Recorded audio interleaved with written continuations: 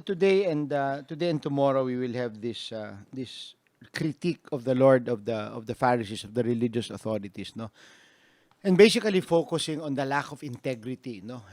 So for 2 days, the Lord, we will be reading that, and then after that, you see a lot of beautiful healing stories in the Gospels this week, no, and then the multiplication of the loaves and fish, no. So it's almost like a contrast. No? Here you have people who are very rigid, no, very legalistic, and then all of a sudden, after that, you have an entire section of the compassion of Christ, no, the pastoral compassion, no. As Pope Francis said, no, we must be more pastoral, diba? And less dogmatic, no. But here, let me invite you to reflect on 3 points. Number one is about integrity, no, and then number two is how the Lord put it very clearly, no, human precepts over God's command, no. So the second point that we'll reflect on, and then the third, I think, is in the end, no, all of these human precepts, and this is the third point, burden people, cause suffering to people, no. So first about integrity, no, when you see this, especially when the Lord quotes Isaiah, integrity really is the alignment, no, of our interior and exterior life, no. So in other words, it's an alignment among what is inside us, our words, and our actions, no. That kind of alignment that leads to integrity. It is a way of life, really. The action becomes a way of life that expresses, no, what are the core values in our hearts or in our spirit, no.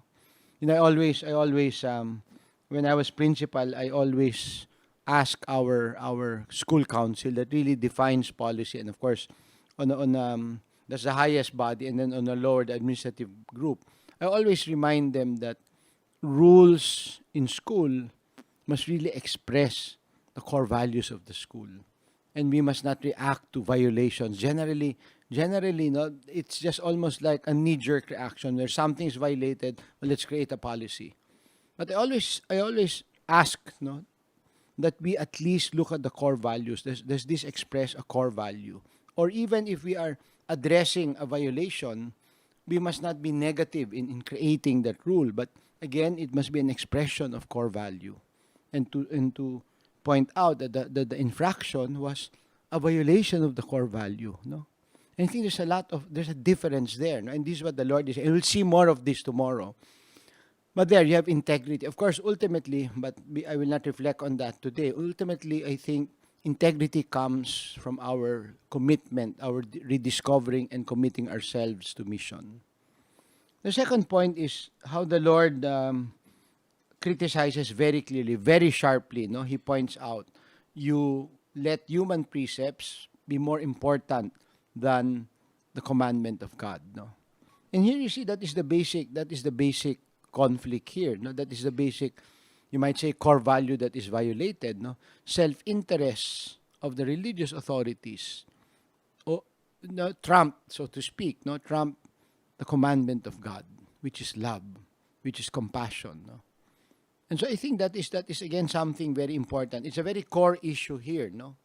That it is in the end, you know, we distort, no? We distort what God wants. We distort our relationship with God.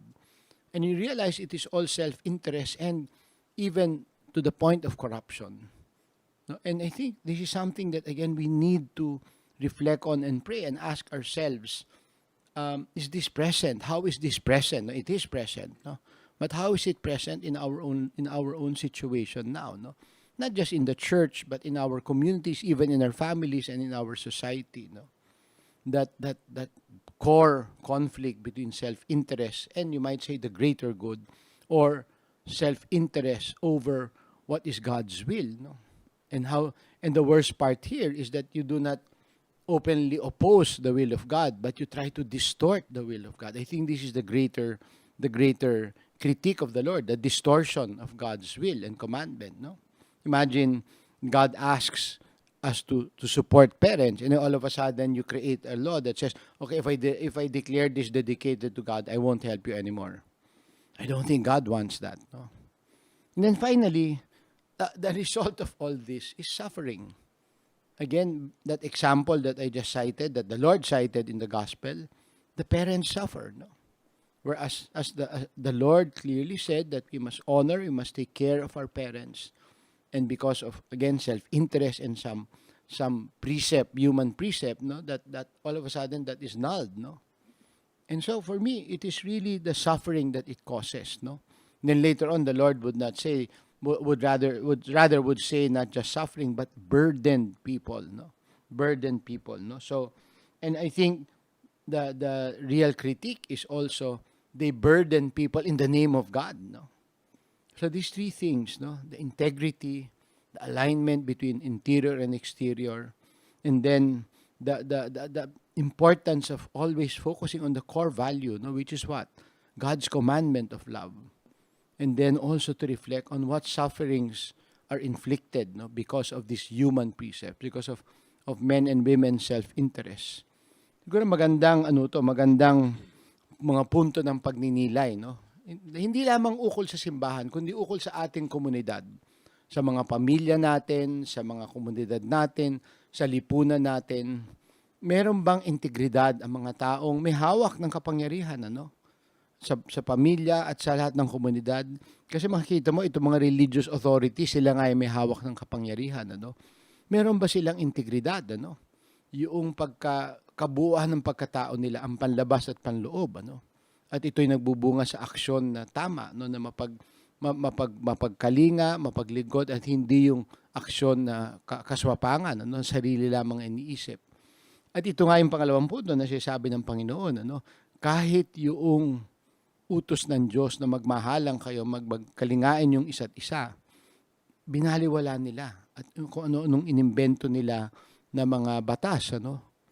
At yung pangatlong punto ay hindi ito ay naging malaking pabigat. At dahil dito marami ang nagdusa dahil sa mga kanilang mga kung ano-anong batas na ginawa, no. So today let us reflect on this. And let us reflect on that core value and the theme of integrity.